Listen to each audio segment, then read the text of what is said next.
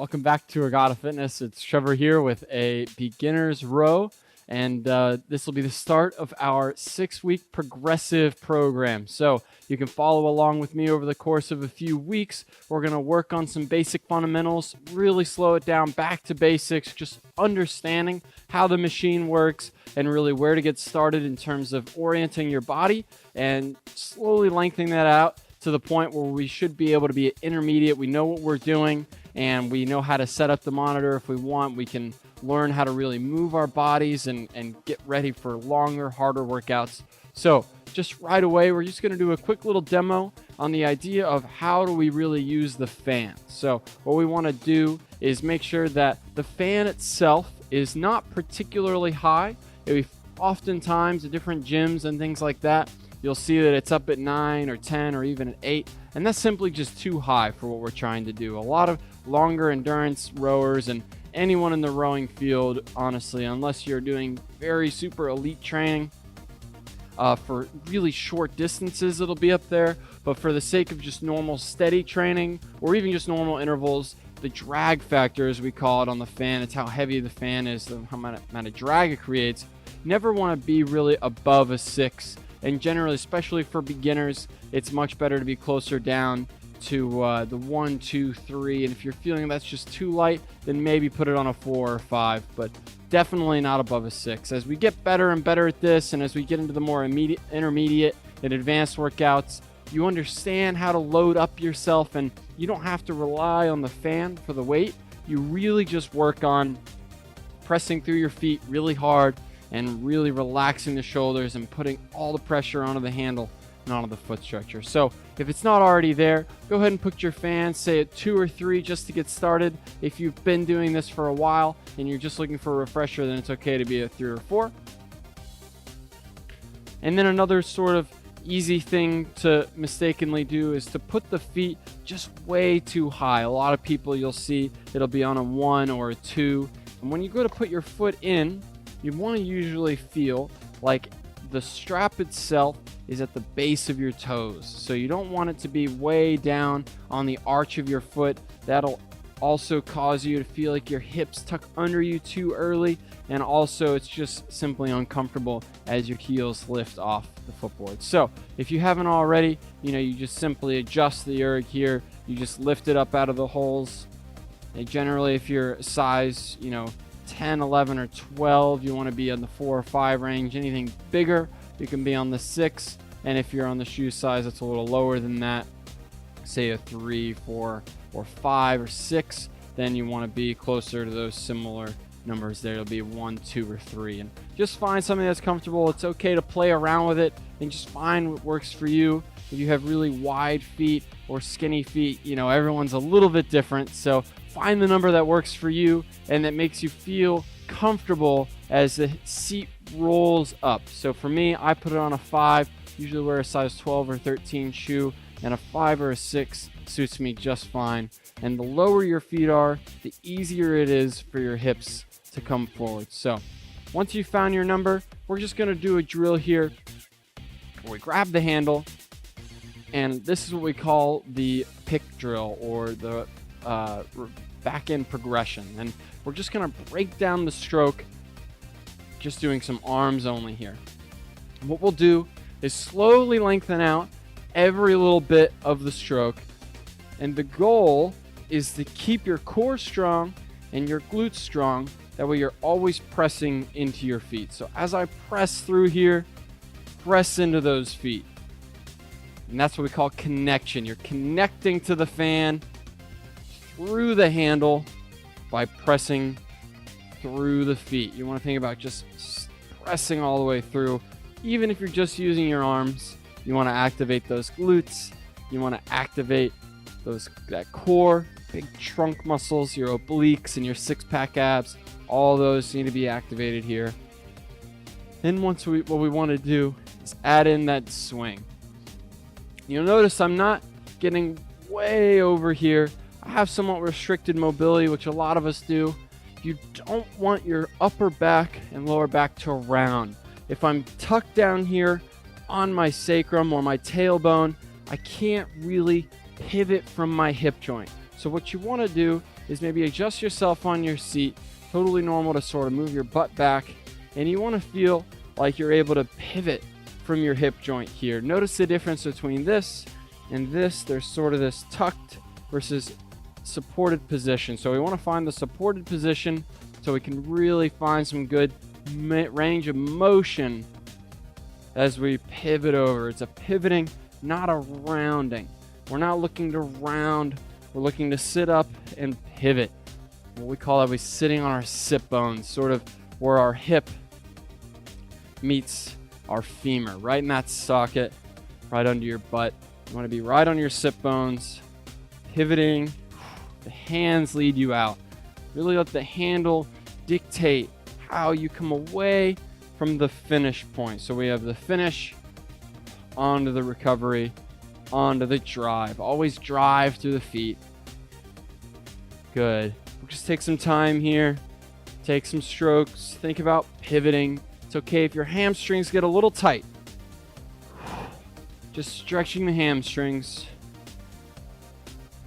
We'll go to quarter slide, which is just a tiny break of the knees to relieve some of the stress on the hamstrings on this one here. Quarter slide, tiny break of the knees. And what you want to try and do is really make sure that you're using the hips first. Even if it's just that quarter slide, may think it seems silly, but mentally rewriting those muscle memory patterns. This is how we create length and good sequence on the stroke when we're at full slide as well. So we'll just take a minute here.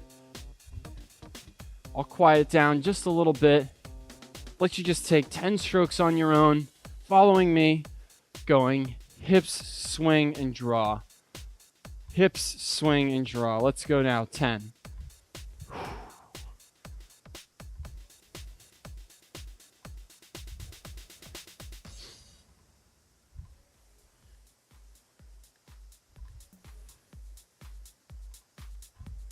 Six, 7, hips, swing, and draw. Good. And that's 10. So we'll go to half slide now. Here. Same thing, but hips for even longer now.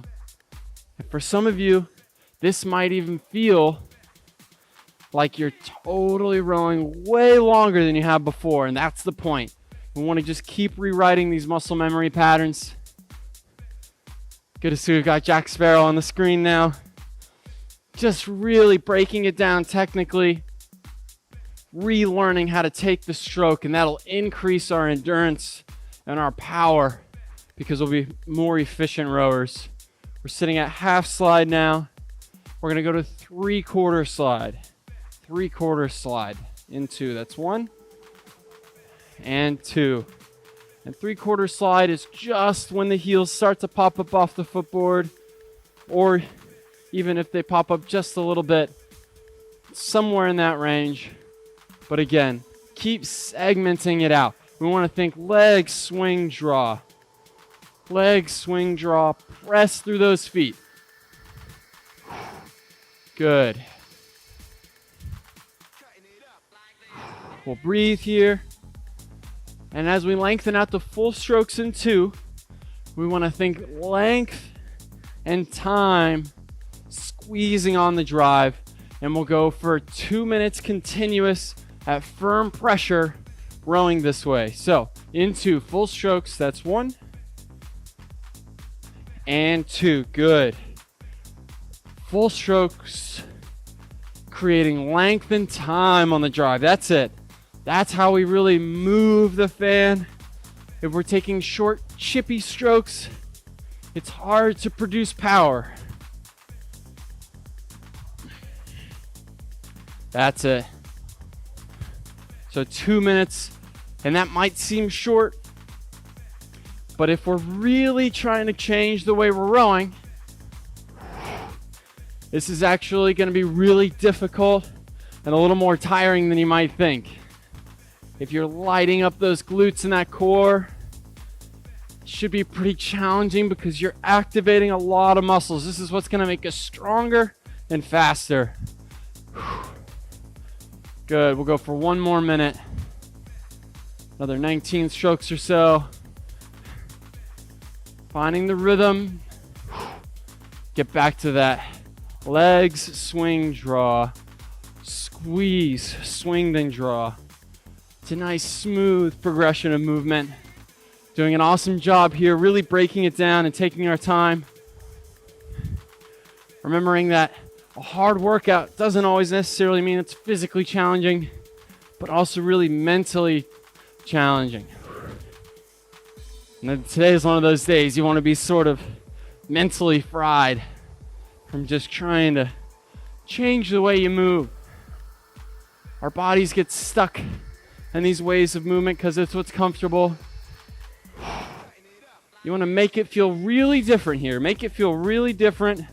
Squeeze the hips. Swing and draw. Good. 2 more. 1. And 2. And we'll put the handle down. We'll just shake it off for a second here. I know a lot of people, especially me, I'm really tight in my hips. So working on that idea of finding my sit bones and pivoting sometimes takes a toll on my lower back. Just gets a little tight. So if that's an issue for you, see if you can't get oriented with it again. Maybe do a little twist. Let's shake it off. Pick the handle back up. And what we're going to do to exaggerate the feeling of the back line of the legs, we're going to take one of our feet out, and it'll also help that segmentation. So we'll do left leg only, and we'll sit at the finish, and we're just going to go back into that progression. So just 10 or 15 strokes at each breakdown, and you want to feel the pressure in the feet. We're rewriting the way we really think about rowing. So press through into that foot, into the foot. Squeeze the core. Stay relaxed. Good. We'll go to arms and body. Into with pivoting. That's 1 and 2. Pivot the hips. Swing and draw. Good. Separate the 2 motions. Don't break the arms right away. Notice how my arms, they stay straight for a split second while my body moves first. Press into the feet. Press into the foot. Good. We'll go to quarter track in 2. That's 1 and 2. Quarter track. Just tiny break of the knee. And again, press through. Press through the leg there. We're really breaking it down.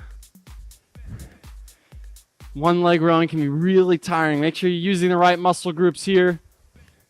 And you'll be getting plenty of a workout while also getting better at rowing. That's what we're looking for here. We'll go to half slide in 2. That's 1. Sitting up. And 2. Half slide. Good. Make sure you use the leg first. Squeeze that glute. Should really feel it with one leg. It exaggerates how much weight you need to be moving. Good. 2 more. We'll go to 3/4 slide just before that heel comes up. That's 1 and 2. 3/4 slide. Should be feeling like we're figuring out how to row longer and longer here with the right muscle groups. Don't let this get stale mentally. I promise this is some of the biggest drilling we do, all the way from novice rowing in high school, all the way through collegiate and super advanced Olympic rowing. You just got to really break things down to full slide now and figure out how to put yourself outside that comfort zone. So keep breathing. Let's bring on some power and let's figure out how to squeeze the hip, then open the back and squeeze the core. That's it. 2 more. 1 and 2. Good. Now let's switch feet. And if you sort of missed the point on that one, that's okay. We've got the other leg. So back to that idea of pressing through the foot, even when we're using only arms. Press through the foot. Press through the foot. Keep the core and trunk engaged. Staying strong. We'll go to arms and body in 2. Trying to find our sit bones. 1, 2. Pivot over. Good. Pivoting over. Even if your mobility is limiting you, do your best here. It's okay if you're even just sitting bolt upright and you can only move from about 12 o'clock and to 11 o'clock. That's okay. As long as you're not slouching and rounding, that's what gets dangerous. So if we're in the right position, that's a great first step. So keep breathing, and we'll go to quarter track. Release that tension of the knee. 1 and 2. Just tiny break. Good. Feel that glute turn on. You can sort of feel it really activate as we squeeze. Thinking about how we're going to apply this as we come up to regular strokes with both feet in coming up. That's what's next. So we're taking time to learn our body, learn the stroke. Let's go to half slide in 2. That's 1, 2. Here we go. Half slide. Start to identify what this feels like. What's different about it? Should feel a lot better and long and connected. Helps you create some rhythm. We're going to use that at 3/4 slide in 2. 1 and 2. That's 3/4. Now, good. And again, this should feel way longer than what you were doing before. If you're really challenging how you're rowing, this is a great drill. Something you can even do on your own before you start a workout. Just gets the right muscle groups primed and ready to go. We'll go to full slide in 2. That's 1. Sitting up. And 2. Good. Let's go for full strokes. Light up that glute. Press through the footboard. Nice and strong. Good flex at the finish there.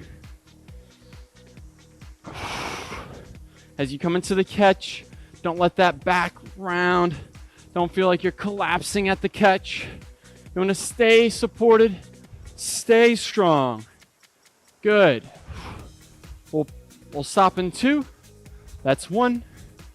Think about what you feel. And 2.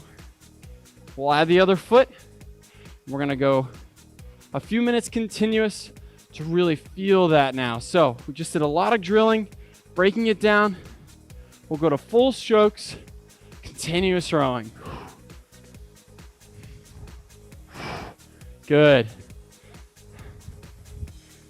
So now we've exaggerated what muscle groups to use, what feeling you should be producing in your legs, and now you just have to recreate it as many strokes in a row as you can. If you start to lose it, don't get discouraged. That's all part of the process. You basically try to get it for 1 stroke, and then you'll probably lose it. But then you try to get it for 2, and then for 3, and so on. It's sort of that never-ending feedback loop of trying to get better at taking the rowing stroke. So we're gonna sit up. We're gonna breathe. And we'll go another 2 minutes. Continuous rowing. Now, dial it in, dial it in. How many strokes in a row can you really just nail that rhythm? Nail that feeling of hips and swing. Long, connected hips and swing. It should feel exciting. Figuring out how to do something new. It's a better way to row. Safer and more efficient. And it's also good to see some new numbers on the board there. Keep squeezing. We've got about a minute left. Let's dial it back in. If you started to lose it, make sure we sit up. Find the sit bones. Pivot over from the hips. Rock over. That's it. Good. Being patient with yourself. It's not going to be perfect right away, and that's okay. Let's take 2 more strokes. 1 and 2. Good. And again, we'll set that handle down. We'll unstrap. Just take a second. Stretch out the lower back. Now, I like to do the one. Stretch your quads out a little bit. You can sit back. I'm going to go through that one more time. Really, again, breaking it down. Maybe if you found your feet were too high or they were too low, why don't we go ahead and adjust that now? The fan, if you were at, say, down at a 1 or a 2, you can bring it up to a 3 or a 4. No higher than that, though. Still keeping it nice and light. And just really identifying how do we use the right muscle groups. And let's just take a moment to orient our hips. So it's something that sometimes gets overlooked. Again, I don't want to see any tailbones tucked under us. Really see if you can't find your sit bones. You try and get the seat behind you. You want your hips behind you. So take a moment there, find that, get acquainted. Once you've found it, let's strap back in. Both feet this time. Got a good strap. We'll come to the finish here, and we're going to do one last time through that back end progression. So we'll start with the arms, and what we'll do is we'll break this back down. We'll go into some continuous strokes to finish out the workout, to get a nice firm press towards the end. So find the arms, press through both feet. Make sure you're on those sit bones, ticking all the right boxes now. Press through with the arms. Press through with the arms. You want to feel pressure in the feet. Feel pressure in the feet even when your arms only. That's the key. Right now, let's go for it. 5 more. Nice and patient. 3, 4. We'll add the body on this one. 5. Let's go. Swing through. Let those arms stay long. Lengthen it out. See, I'm even breaking a sweat already. I know we're not pulling particularly hard, but if you're moving the right way, you're actually activating more muscles. So, breathe. Remember, this is a part of the process. We're doing a great job so far. Swing, then draw. Sort of separate the two things in your mind. Keep the arms relaxed. Sit up and pivot. Good. We'll do 5 more just like that. And then we'll go to quarter slide. 1, 2, 3, 4, and 5. Quarter slide. Tiny break of the knees. Remember, even if it's just quarter slide, let those knees come down first. Squeeze those glutes and press through the feet first before you swing and draw. That's what we call segmenting the stroke, segmenting the body parts. We don't want to blend them too much, or else we lose some of that fluidity and we lose some of that efficiency and power. Just looking for basic, good mechanics here. Tiny, tiny break of the knees. You'll notice they hardly come up. That's just to relieve that tension on my hamstrings. We'll go to half slide in 2. 1, 2. Stay with me here. Good. Half slide. Still less than you might think. Really recreating what we think is the longest stroke possible here. And for some of you, half slide right now might feel that as long as what your full slide was before we did this lesson. And that's great. That's the progress we want to see. We want to hold this progress as we move through each week, as we get a little bit stronger at this, and that muscle memory starts to rewrite. We'll go to 3/4 slide. Into, that's 1 and 2. Here we go. Don't forget to press through the feet. Good. Staying relaxed in the shoulders. Don't want to activate up here. That upper trap muscle wants to stay down. Lots of space between the shoulders and the ears. Coming up to just where those heels want to come off. 3/4 slide. Finding the hips for longer, swing for longer, and then draw, leaving the arms out there. Last possible second. All right, full slide, continuous. We're gonna up the pressure over the course of a few minutes and just keep nailing these technical changes. Let's go into full strokes. That's 1 and 2. Each minute, we'll bring up the pressure. Here we go. So just reacquainting the full length slide, keeping the seat moving. You don't want to pause the seat at either end for too long. The handle keeps moving, nice and smooth. Letting the handle lead you forward. It's handle forward with the arms. Brings your body over with that pivot from the hips. Good stuff here. We're just going real light. Again, trying to string as many of those strokes together as we can.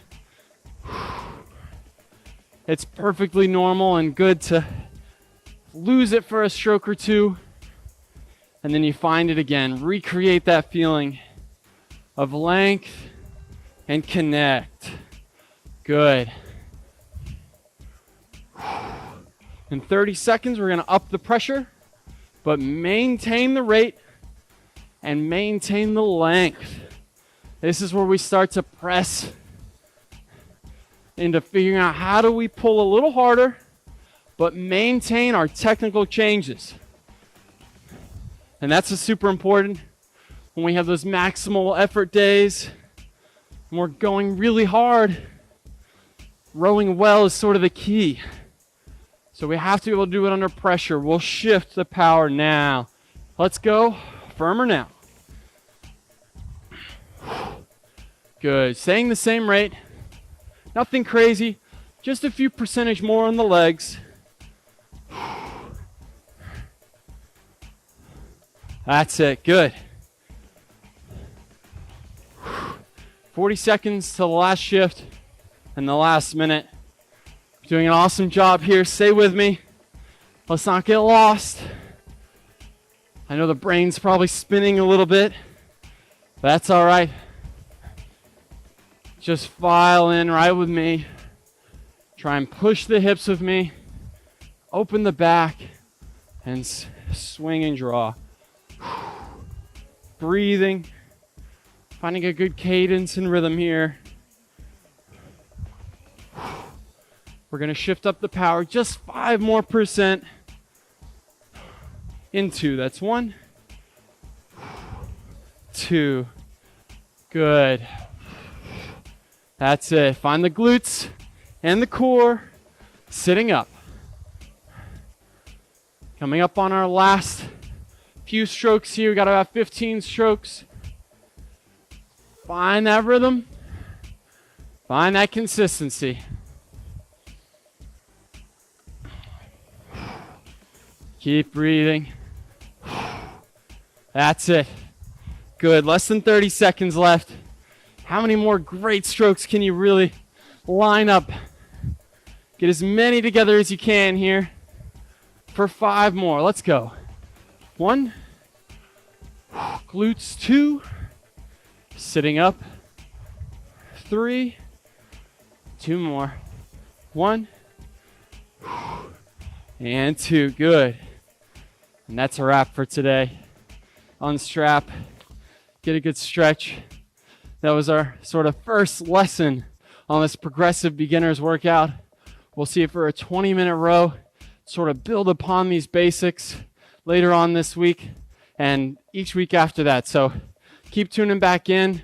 Things will slowly build up. We'll do some more drilling, some more consistent. Eventually, we'll get in some good power workouts.